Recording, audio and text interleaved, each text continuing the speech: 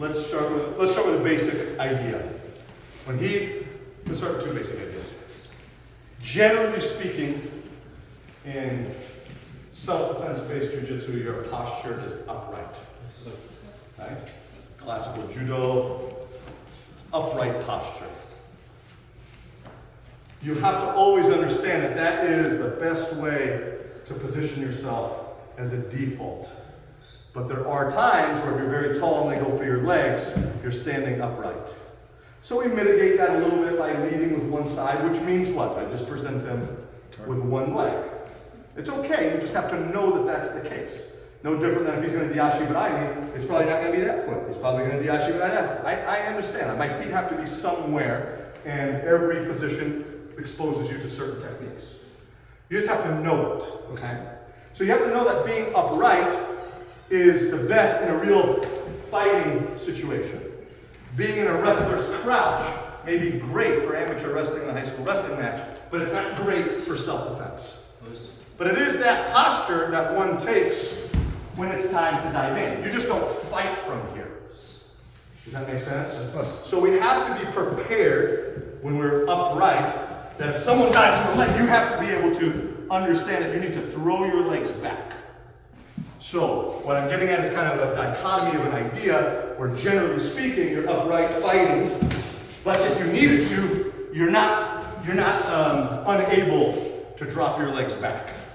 But you don't want to fight this way because you're constantly worried about someone going for your legs, but you expose yourself to literally the world.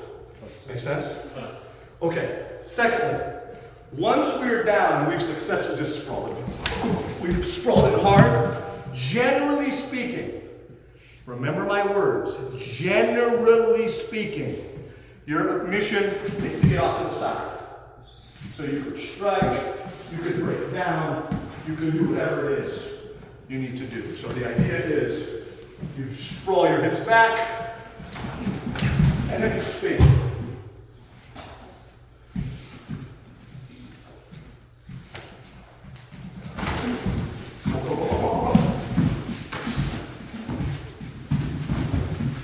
Notice I'm now to the side. When I feel like the takedown has been adequately stopped, then I move over to the side. Make sense? Or am I losing you there? So basically when he drops his hands, when I feel like the chances for a takedown are lost, he's here, I'd rather get to his side and do whatever I'm going to do from there. Got it? Is that idea simple enough? But there's a whole slew of techniques from the front too.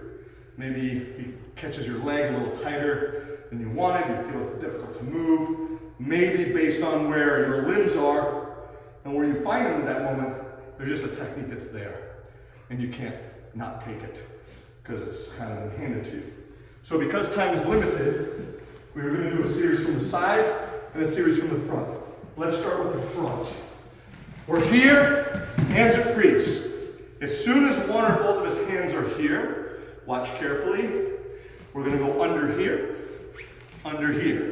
grab. Slowly, especially if your partner has neck issues, we're going to take the inside knee, slide it across. For safety, I'm going to put my hands on the ground. Can everyone come over here? And slowly, I'm going to slide my leg forward. Stay there. The idea would be here.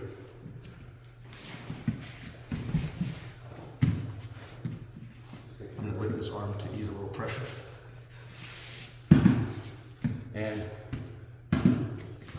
we drop. So that's a very, very difficult technique to do safely, but it's a doozy. This. So let's here. Just go for the takedown. Okay, turn. Underhook one, underhook the other. You can even do it where you take him down and then catch it.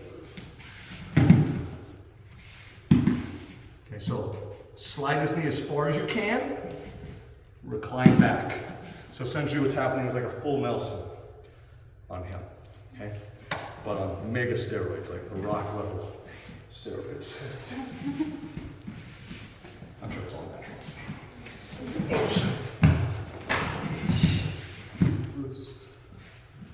I'm being very ginger with how I do this. I'm going to lift his his right arm so I can show you a little deeper. And I'm sitting away from him, but I would be much closer. Okay? You want to see that? He's laughing at us.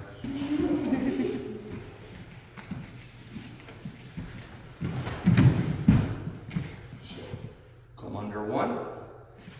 Head on this side. If she's super flexy, I can hook this early. If not, reach for the ground. Make sure that her head is on your lat. And you see this gap here. I'm going to slide my leg through. So the idea is here. You're not going to get there.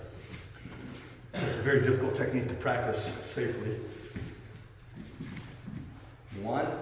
I like to do it right away, but let's keep it a little safer. You can stay high on this arm. That will alleviate a little pressure too. There. Got it?